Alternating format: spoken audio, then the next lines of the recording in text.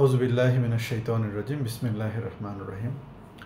সম্মানিত দর্শক ও শ্রোতা মণ্ডলী, আজকে আমরা ইমাম ইবনু আতাউল্লাহ আল ইস্কান্দারির মানসিক প্রশান্তির অন্বেষা বইয়ের 11 পর্বে অল্প কিছু কথা আমরা আলোচনা করব।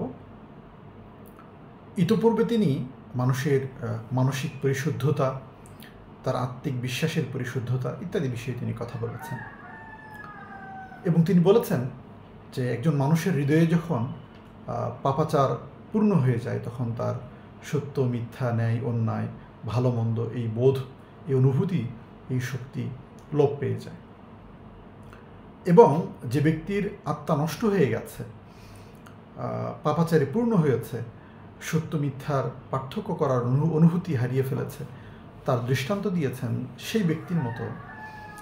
এখানে তিনি বলেছেন যে একজন ব্যক্তি সে বাজারে গেল এবং দেখল যে তার স্ত্রী, এবং এখানে ভাইস ভার্সা হতে পারে, অথবা একজন মহিলা, ভদ্র মহিলা বাজারে গেলেন এবং দেখলেন তার হাজব্যান্ড সেখানে যে একটি মদের দোকানে বসে আছে। তো এই দৃশ্য নিঃসন্দেহে স্ত্রী বা স্বামী উভয়ের জন্য একটি খারাপ অনুভূতি তৈরি করবে। কিন্তু যে ব্যক্তি হৃদয় নষ্ট হয়ে গেছে পাপাচারের কারণে, তখন সেই ব্যক্তি, তার দৃষ্টান্ত হচ্ছে এরকম যে তার স্ত্রীকে বা স্বামীকে সেখান থেকে সে আরেক দোকানে নিয়ে যাবে এবং সুন্দর সুন্দর কাপড় কিনে দেবে। যেখানে এই ধরনের পাপাচারের কারণে, নৈতিক স্খলনের কারণে তার রাগ করার কথা, গোসা হয়ে যাওয়ার কথা, অথচ সেই অনুভূতি তার না থাকার কারণে সে তাকে আরও উপহার দেবে।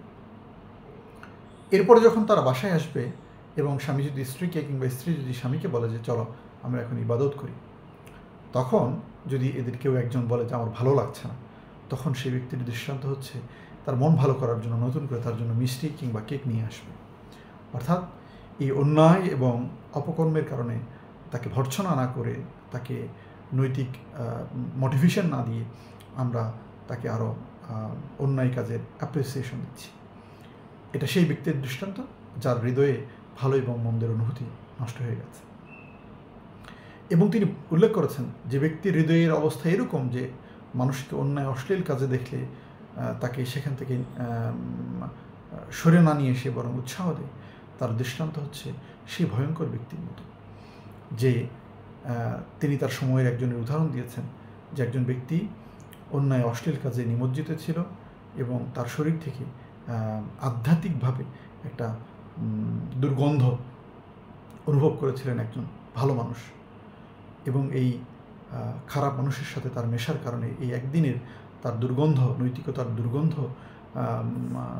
পাওয়ার কারণে তিনি 40 বছর পর্যন্ত ইবাদতে মনোসংযোগ করতে পারেননি।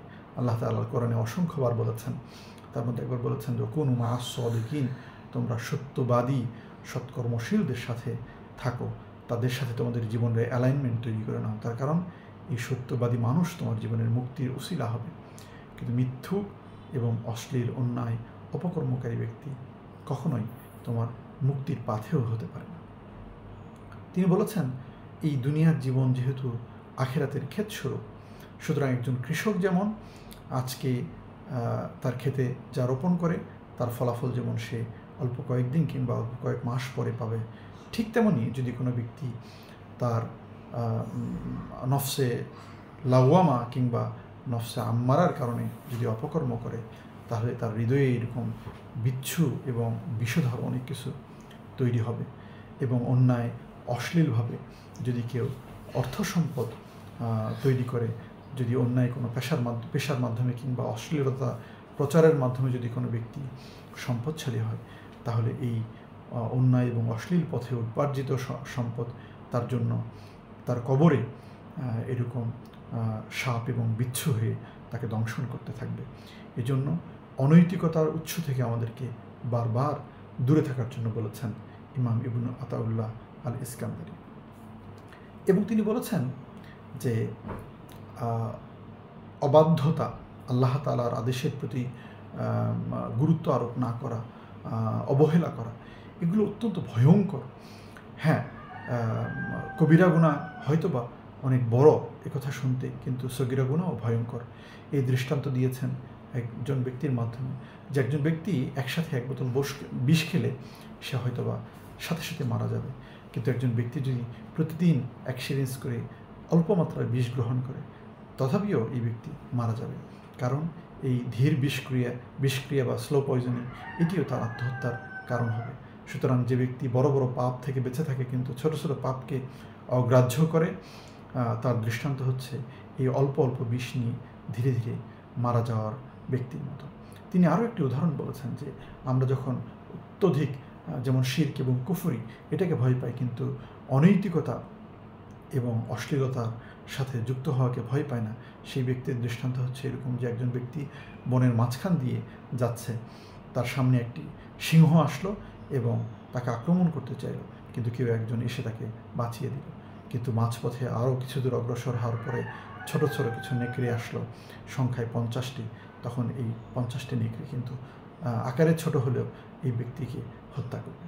ঠিক সগীরা গুনাহ কিংবা ছোট ছোট গুনাহ অথবা যেগুলোকে আমরা নৈতিকভাবে অত বেশি বড় মনে করি না, সেগুলো একজন ব্যক্তির চারিত্রিক অধঃপতন, তার নৈতিক স্ট্যান্ডার্ডকে ধ্বংস করা এবং ধীরে ধীরে তাকে অন্যায় অশ্লীলতার অপরাধ রাজ্যে নিমজ্জিত করার জন্য যথেষ্ট হয়ে থাকবে।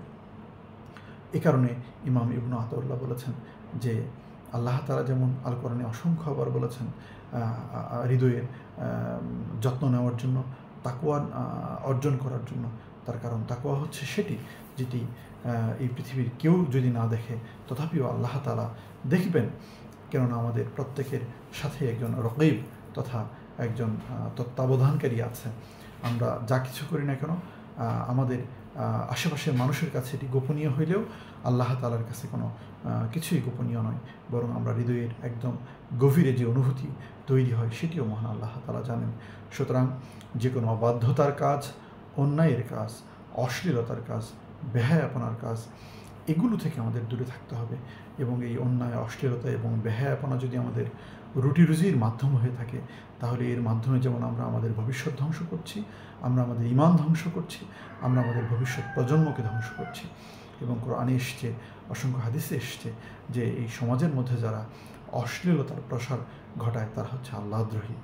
আল্লাহ তাআলা যেন আমাদের হুজুগের বসে কিংবা ট্রেন্ড ফলো করার নামে এরকম অন্যায়, অশ্লীলতা, বেহায়াপনার প্রসার ঘটানোর কোনো মাধ্যম আমাদেরকে যেন না বানান, এবং এমন অপরাধের মাধ্যমে আমাদের ইহকাল এবং পরকাল আল্লাহ তাআলা নষ্ট না করেন।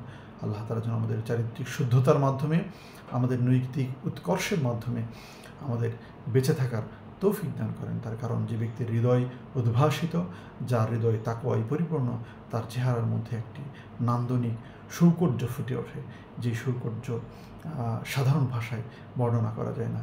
সেই ব্যক্তির চেহারায় জান্নাতের সেই আলোর মতো উজ্জ্বল দেখা দেবে।